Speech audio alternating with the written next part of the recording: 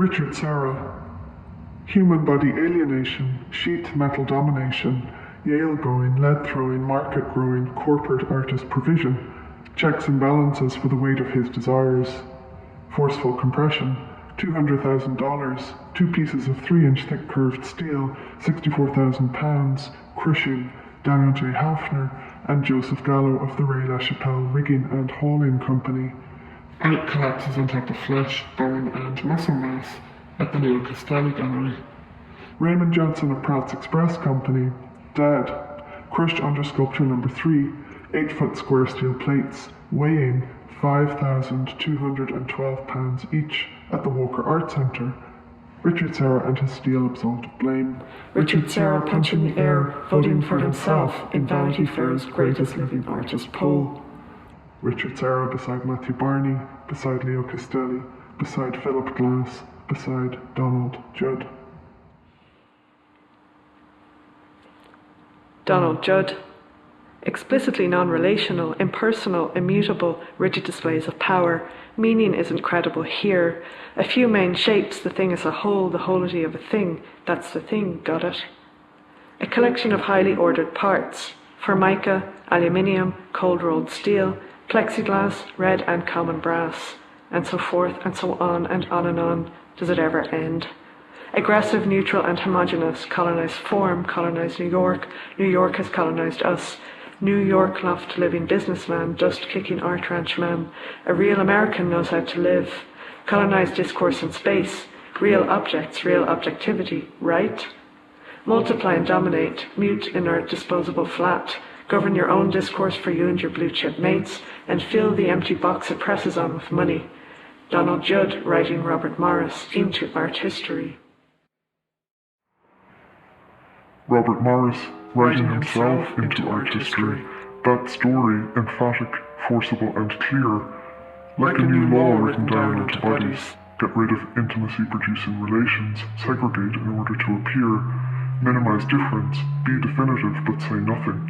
Objectify masculine power, hostile perceptual facts, immediate visual belief, constancy of shape, the structure of the retina and the brain make wholes, apprehend completely and immediately, unity of form orders relationships, a positive value of large size, constant and indivisible.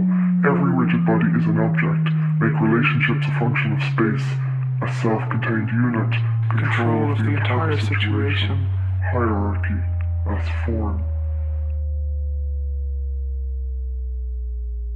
Carl Andre. Art doesn't mean anything. Accumulate wealth, status, success, all the while wearing blue workers' overalls. Class credentials can be used as artistic currency, performing the working man in the gallery. Nothing ever truly disappears, he says.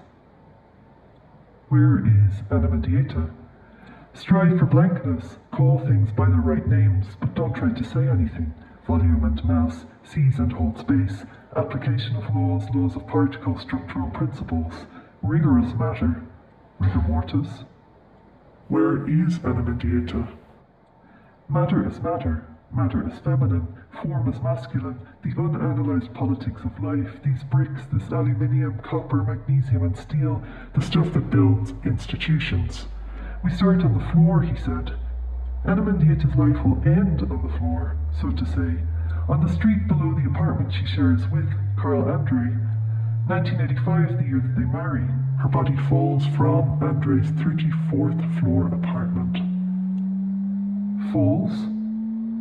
Let's call things by their right names. Ana Mendieta's body dismembered and destroyed from the impact. Ana Mendieta, who had a terror of heights, who was just reaching art world success. Mendieta's work that interrogates gender and the female body as a field of masculine control. Carl Andre will change his story many times, for the rest of his life. He writes a poem about pushing her out the window, but this won't be used as evidence, although during the trial, Mendieta will be called unstable because of her work. We can see Carl Andre reading the New York Times all throughout the trial in 1988. Wearing his blue worker overalls. Carl Andre says that bad publicity is as good as good publicity. With the silence of the powerful art world elite, that will prove to be true enough. With the claim that he is one of the most important artists of our time, there is no need to ask where is Carl Andre. He is in the Guggenheim, in the Tate, in the Serpentine. He is securely established in gender, racial, aesthetic, and institutional traditions. Where is Ana Mendieta? We open our eyes and she is not there. She is gone.